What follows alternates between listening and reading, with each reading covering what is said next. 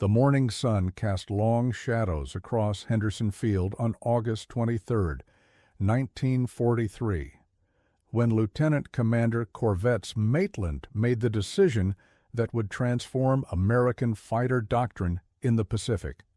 The radio crackled with urgent commands from his squadron leader, ordering an immediate return to base as enemy Zeros approached from the northeast. But Maitland's eyes were fixed on something else entirely, a formation of American bombers, 17 B-24s, struggling home on damaged engines, their fighter escort nowhere to be seen. Standard protocol dictated strict adherence to flight plans. Standing orders prohibited unauthorized engagement beyond designated patrol zones. But as Maitland watched those lumbering bombers, defenseless against the approaching Japanese fighters, he made a choice that would rewrite the rules of aerial combat.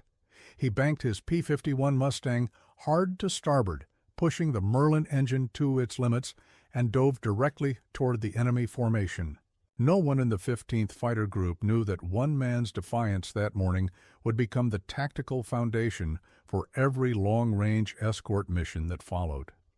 Corvettes Maitland had grown up in the wheat fields of eastern Montana, the son of a railroad engineer and a schoolteacher who believed that doing what was right mattered more than following what was expected.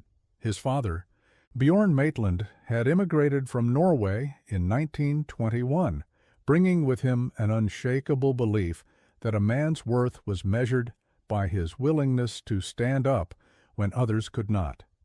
Young Corvettes learned to fly in a rebuilt Curtiss JN-4 that his uncle Erasmus had purchased from an Army surplus yard in 1937. The old Jenny was temperamental, prone to engine failures and unpredictable in crosswinds, but it taught Maitland something that no flight manual could convey: how to read an aircraft's moods, how to feel its limits through stick and rudder, and most importantly, how to make split-second decisions when mechanical perfection gave way to human intuition. When the attack on Pearl Harbor brought America into the war, Maitland enlisted immediately, driven not by patriotic fervor, but by the simple conviction that people were counting on him to act. Flight training at Randolph Field in Texas revealed Maitland's natural aptitude for aerial combat, but it also exposed his tendency to question established doctrine when it conflicted with battlefield reality.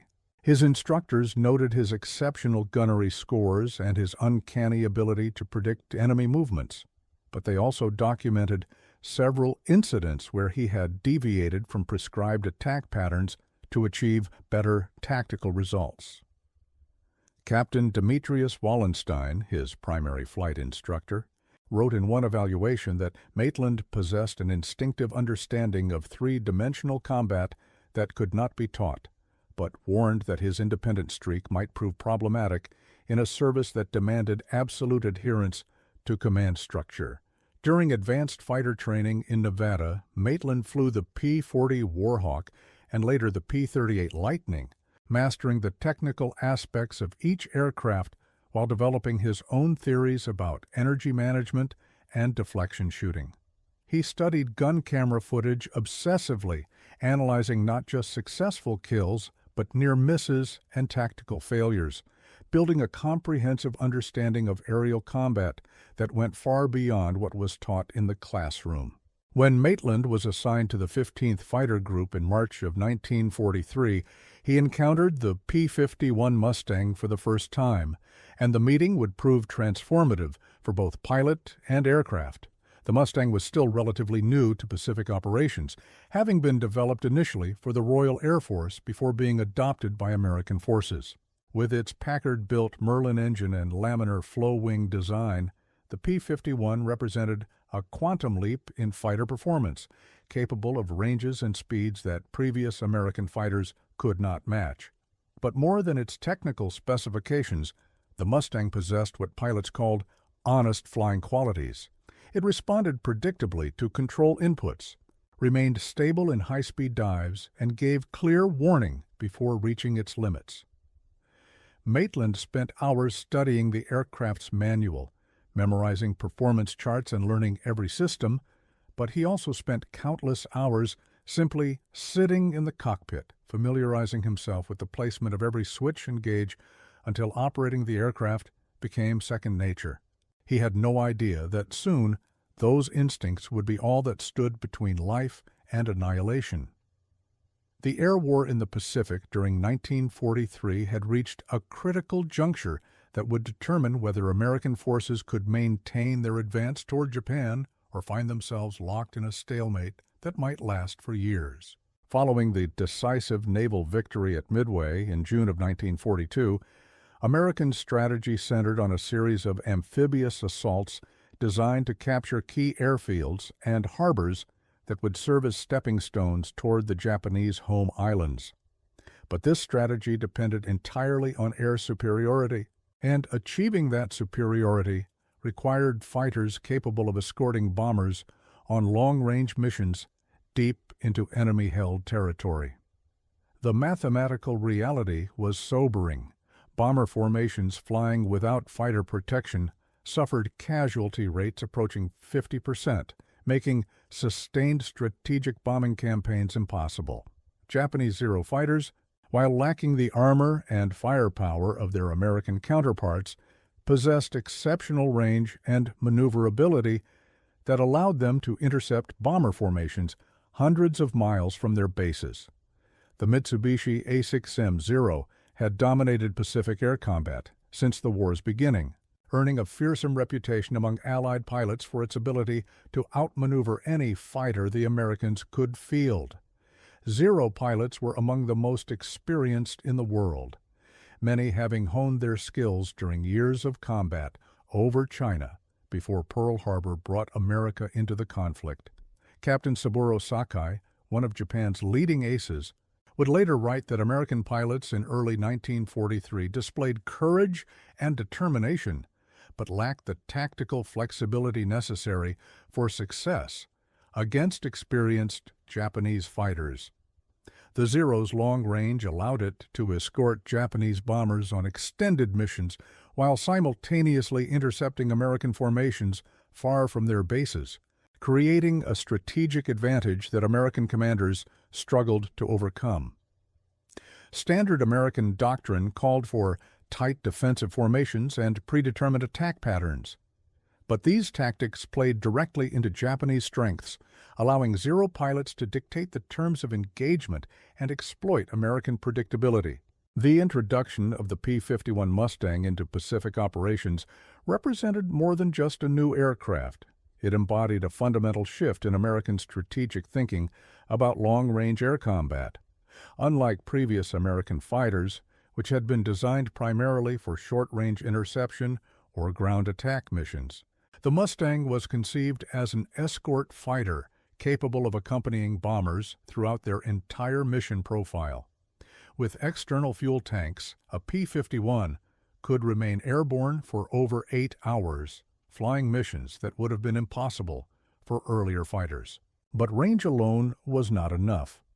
The Mustang also possessed performance characteristics that allowed it to compete with the Zero on equal terms, combining American firepower and armor protection with European aerodynamic sophistication. The aircraft's laminar flow wing, developed from research conducted at the National Advisory Committee for Aeronautics, reduced drag at high speeds while maintaining excellent low-speed handling characteristics essential for dogfighting. The strategic implications were immediately apparent to both American planners and their Japanese counterparts. Lieutenant Colonel Yukio Kasama of the Japanese Army Air Force noted in intelligence reports that American escort fighters with extended range would fundamentally alter the tactical balance in the Pacific, forcing Japanese forces to engage American formations under increasingly unfavorable conditions. American bombers protected by long-range escorts could strike targets previously considered safe from attack, while Japanese fighters would be forced to engage in defensive battles where their numerical and positional advantages were negated. The race to deploy effective long-range fighters had become a critical factor in determining the war's outcome, and both sides understood that whoever achieved superiority in this arena would gain a decisive strategic advantage. On the morning of August 23, 1943, Maitland found himself leading a routine patrol over the Solomon Islands when radio intercepts revealed that a large formation of Japanese bombers was approaching Henderson Field from the northwest. Intelligence estimated the enemy force at over 30 aircraft, including both twin-engine Betty bombers and their Zero escorts, representing one of the largest air raids attempted against American positions in the region.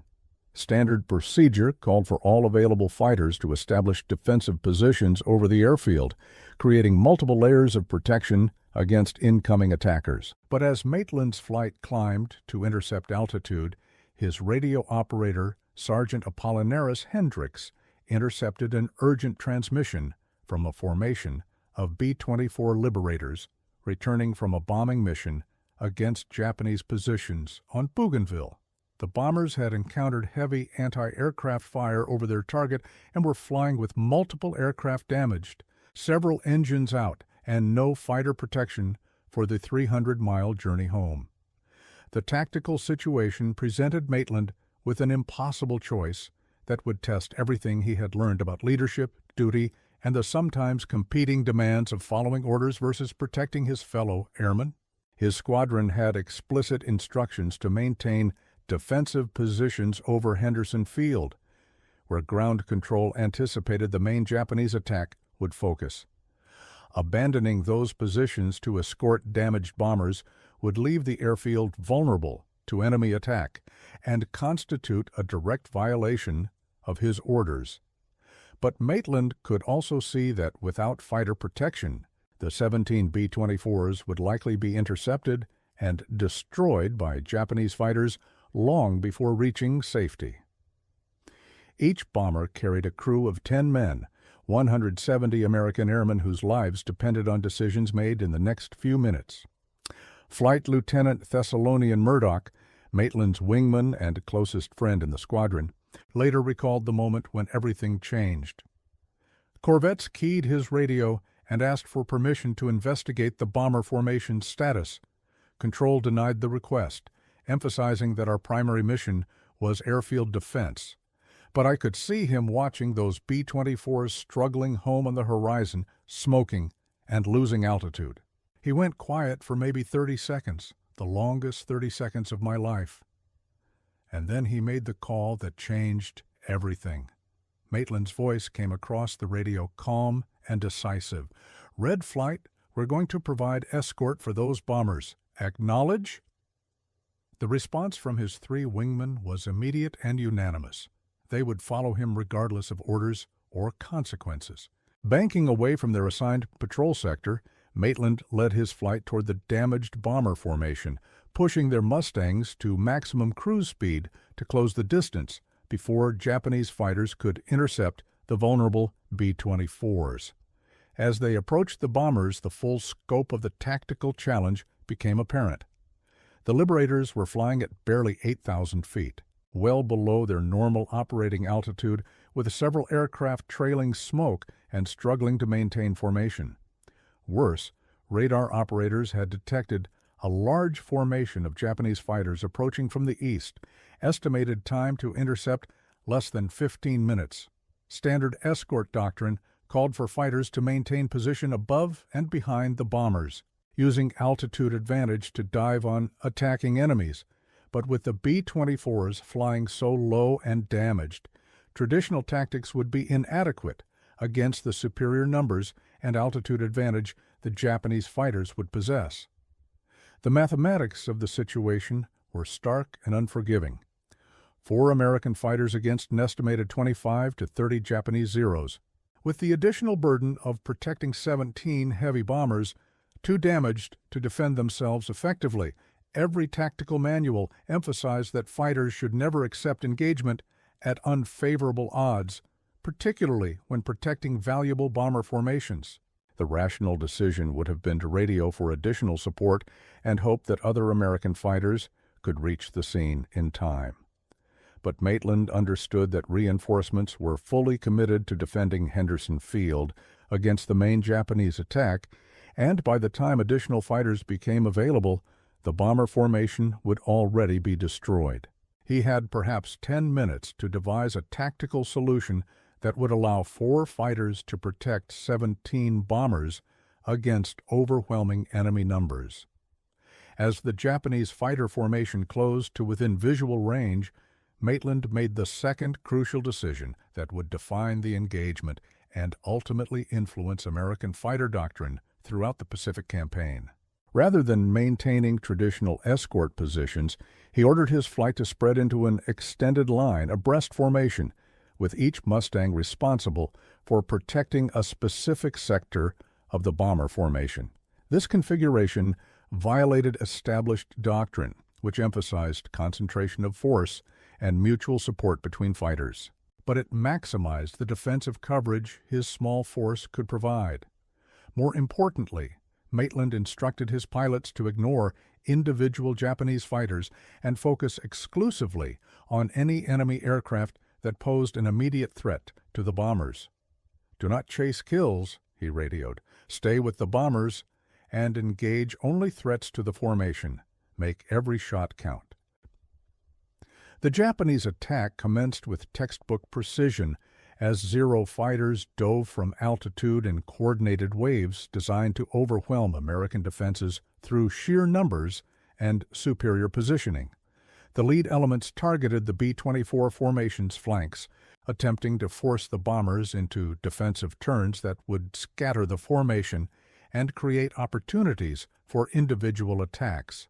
But Maitland's unconventional defensive arrangement disrupted the Japanese attack pattern, as his widely spaced fighters engaged threats from multiple angles simultaneously, creating a crossfire that made coordinated attacks extremely difficult. When 3 Zeros dove toward the left flank of the bomber formation, Flight Lieutenant Murdoch intercepted them head-on, forcing them to break off their attack to avoid collision. Simultaneously, Lieutenant Bartholomew Ravencrest engaged 2 Zeros, attempting to attack the formation's rear elements, while Lieutenant Maximilian Stormwright positioned his Mustang directly above the most damaged B-24, using his aircraft as a shield against diving attacks. The engagement evolved into a running battle that would last over 40 minutes and cover more than 200 miles, as Japanese fighters made repeated attempts to break through the American defensive screen. Maitland's tactical innovation proved remarkably effective. By prioritizing bomber protection over individual combat, his pilots forced Japanese fighters to engage under conditions that negated their traditional advantages in maneuverability and numbers. Zero pilots found themselves unable to concentrate their attacks, as the widely dispersed American fighters created a defensive web that covered the entire bomber formation.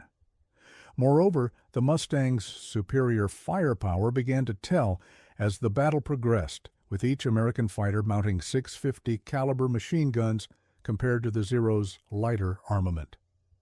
The turning point came when Maitland himself engaged the Japanese formation leader, a veteran pilot whose aggressive tactics had begun to coordinate the scattered enemy attacks into a more coherent threat.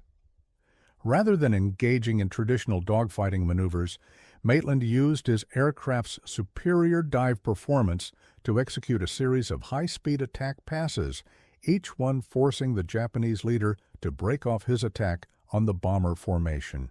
The psychological impact on the remaining Japanese pilots was profound. Seeing their formation leader repeatedly forced into defensive maneuvers undermined their confidence and disrupted their attack coordination. After the third such encounter, several Japanese fighters began to withdraw from the engagement, low on fuel and ammunition, after their extended pursuit of the American formation. The final phase of the battle demonstrated the cumulative effect of Maitland's tactical decisions and the superior performance characteristics of the P-51 Mustang in sustained combat operations. As the bomber formation approached the relative safety of American-controlled airspace, the remaining Japanese fighters made a final coordinated attack, diving from maximum altitude in a desperate attempt to inflict damage before fuel limitations forced their withdrawal. But by this time, Maitland's pilots had gained complete tactical control of the engagement. Flying in perfect coordination despite their widely separated positions, the four Mustangs intercepted the Japanese attack from multiple angles, creating a crossfire that shot down 3 Zeros and forced the remainder to abandon their attack. The psychological impact on the surviving Japanese pilots was devastating. They had committed overwhelming numbers against a tiny American force and achieved nothing except their own losses. As the B-24 formation crossed into friendly airspace, the scope of Maitland's achievement became clear to everyone involved in the engagement. All 17 bombers had survived the journey home, despite their battle damage and the sustained Japanese attacks. More than 170 American airmen owed their lives to a tactical decision that violated every established doctrine about fighter employment and odds of engagement. But the significance of the action extended far beyond the immediate rescue of a single bomber formation. Maitland had demonstrated that properly employed, small numbers of superior fighters could protect much larger formations against overwhelming enemy numbers, provided the defending pilots were willing to prioritize mission accomplishment over personal glory. The Japanese pilots who survived the engagement would carry memories of American tactical innovation that would influence their own strategic thinking for the remainder of the war. Captain Hiroshi Nishizawa, one of Japan's most accomplished fighter pilots, encountered Maitland's formation during the final phase of the battle and later wrote extensively about the American tactical methods he observed. The P-51 pilots displayed a level of tactical discipline and coordination that we had not previously encountered, Nishizawa noted in his combat report. Rather than engaging in individual combat, they maintained formation integrity and concentrated their efforts on bomber protection. Their aircraft possessed performance characteristics that allowed them to dictate engagement terms, forcing us to fight under conditions that favored American strengths rather than our own. This analysis would prove prophetic, as Japanese strategic planning increasingly acknowledged that American long-range fighters had fundamentally altered the tactical balance in the Pacific. The immediate aftermath of the engagement brought both recognition and controversy to Maitland and his pilots. Their violation of direct orders to maintain defensive positions over Henderson Field had not gone unnoticed by senior commanders, and an official investigation was launched to determine whether disciplinary action was warranted. The investigation revealed the complex tensions between rigid adherence to orders and the tactical flexibility required for success in dynamic combat situations. Colonel Octavius Blackthorne, commanding officer of the 15th Fighter Group, faced pressure from higher headquarters to punish Maitland's unauthorized departure from assigned positions, while simultaneously recognizing that the rescue of the bomber formation had achieved exactly the kind of tactical success that American forces desperately needed. The resolution came through the intervention of Brigadier General Aurelius Wyndham, Deputy Commander of Air Operations in the Solomon Islands, who had personally reviewed gun camera footage from all 4 Mustangs and interviewed the crews of the rescued bombers. Wyndham's analysis concluded that Maitland's tactical innovations represented exactly the kind of aggressive, flexible thinking that American pilots needed to develop if they were to achieve air superiority against experienced Japanese opponents. Rather than facing disciplinary action, Maitland and his pilots received commendations for their actions, and the tactical methods they had developed were incorporated into formal training programs for all fighter squadrons in the Pacific. The broader implications of the engagement extended throughout the American military establishment, influencing strategic planning and tactical doctrine development at the highest levels. The Office of Strategic Services compiled a comprehensive analysis of the action, noting that small units employing innovative tactics and superior equipment could achieve results far beyond what traditional force ratios would predict. More significantly, the engagement demonstrated that American industrial and technological advantages could be translated into tactical superiority, provided American pilots were trained to exploit those advantages rather than simply copying successful enemy methods. The ripple effects reached even deeper into American strategic thinking about the role of individual initiative in military operations. Maitland's willingness to disobey orders in order to accomplish what he perceived as a more important mission objective embodied exactly the kind of flexible, results-oriented leadership that American forces would need to overcome Japanese tactical advantages built on years of combat experience.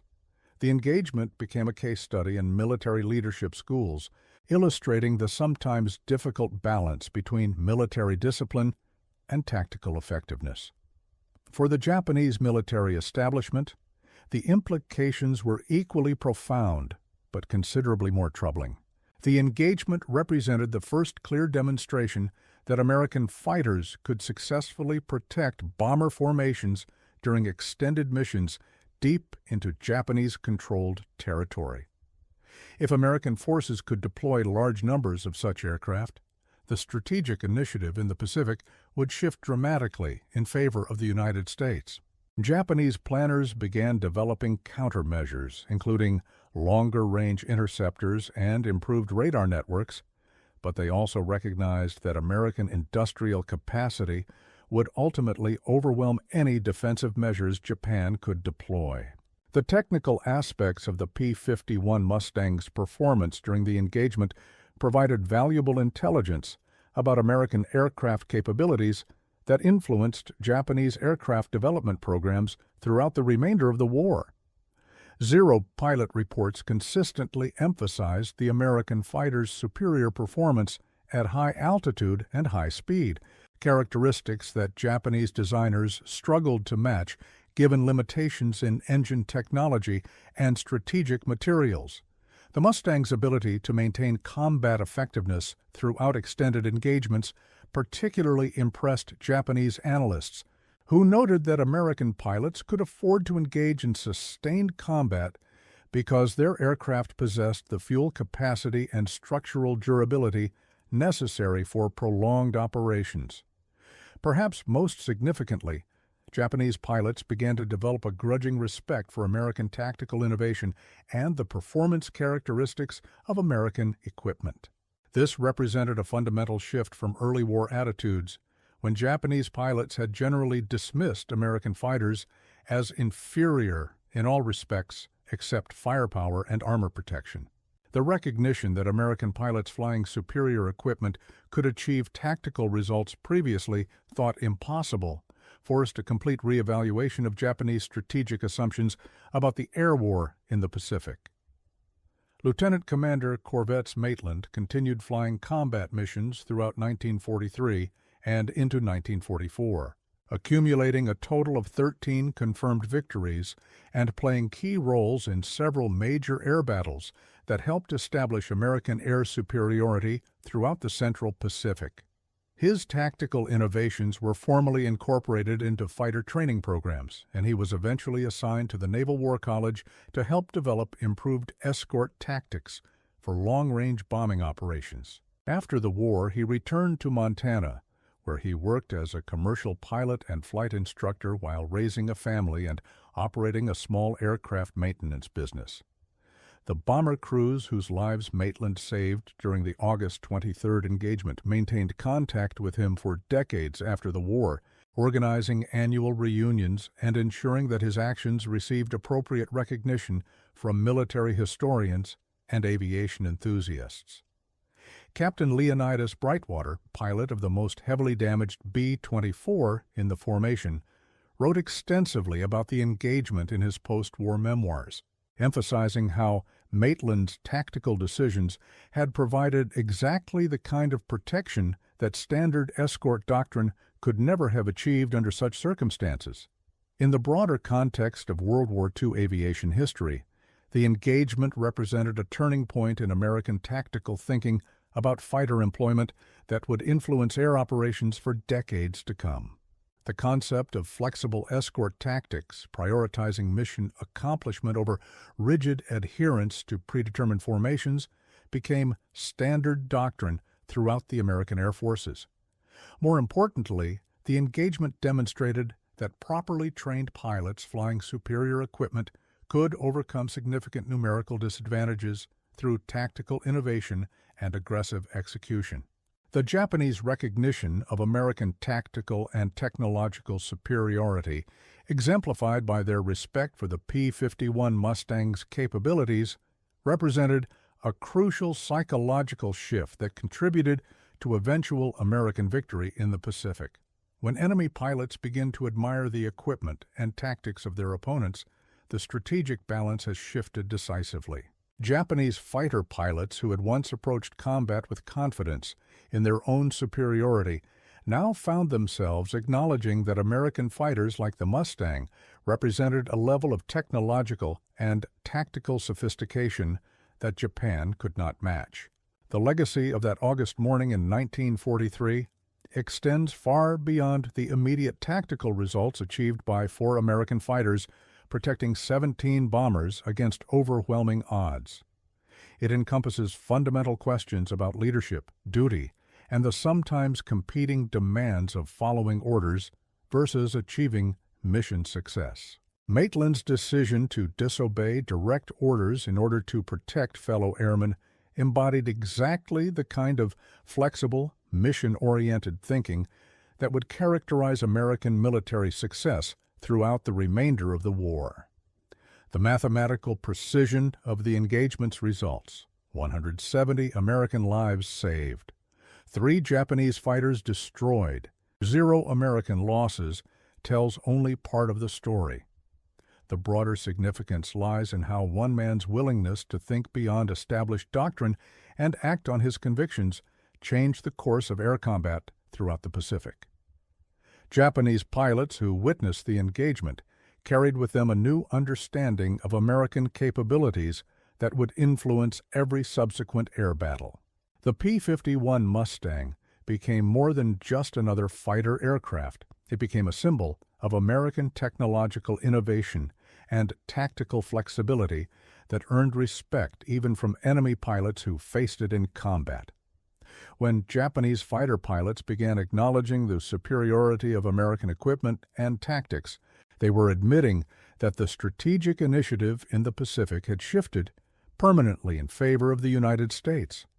In the end, the story of Corvette's Maitland and his unauthorized escort mission represents everything that made American victory in World War II possible: individual courage, technological superiority, tactical innovation, and the willingness to break rules when following them would mean abandoning fellow Americans to certain death. The fact that enemy pilots came to respect and even admire the aircraft he flew speaks to the profound impact that one man's decision can have on the course of history. Would you have broken the order and saved those 170 lives, or would you have followed protocol and watched fellow Americans die? Share this story so others remember that sometimes the most important victories come from knowing when to disobey orders in service of a higher duty.